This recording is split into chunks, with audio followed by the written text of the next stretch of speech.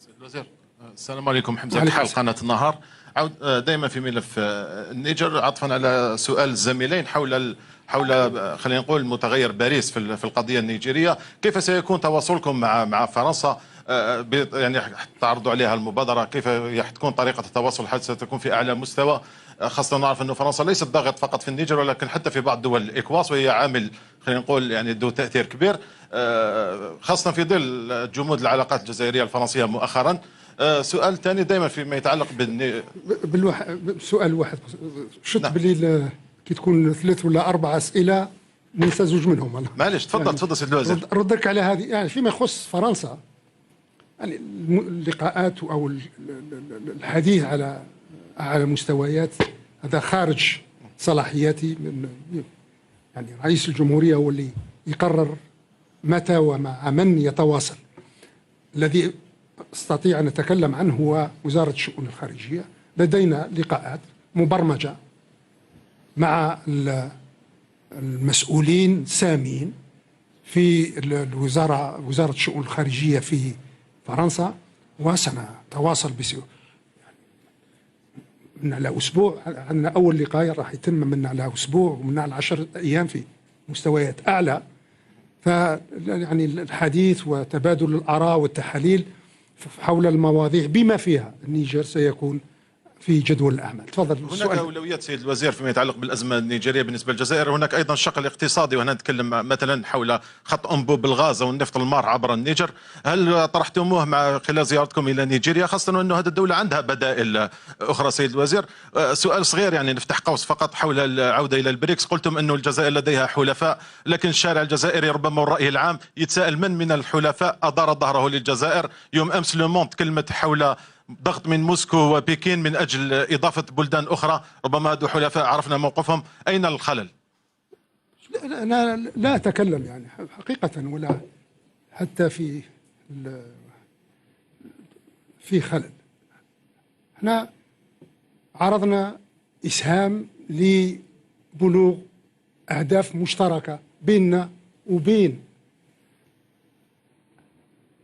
ال5 دول المنضوية تحت لواء البريكس. العرض الإسهام هذا لم نتمكن من الوفاء به. موقف لهذه الدول كما قلت هي دول صديقة وحليفة كلهم. يعني حتى البرازيل اللي كيما انت نقرأ، يعني البرازيل تعرف يعني لما تروح للبرازيل الشأن تاع الجزائر، لأن وقت الديكتاتوريات العسكرية اللاجئين البرازيليين كانوا هنا في الجزائر. شأنهم شأن الشيليين واليوروغوايين يعني فبالتالي ما فيش عداوة. هذا عمل دبلوماسي.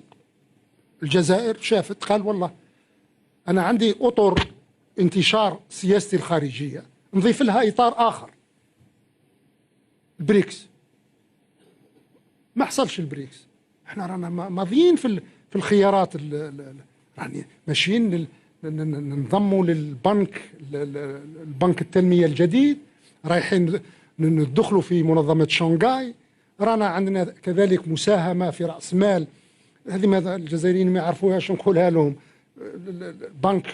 بنك شنغهاي للاستثمارات في الهياكل القاعدية، احنا مشاركين فيه. يعني رئيس الجمهورية قام بتحويل محور من محاور السياسة الخارجية نحو آسيا الوسطى وآسيا. المستقبل هناك. فبالتالي البريكس ظاهرة عابرة.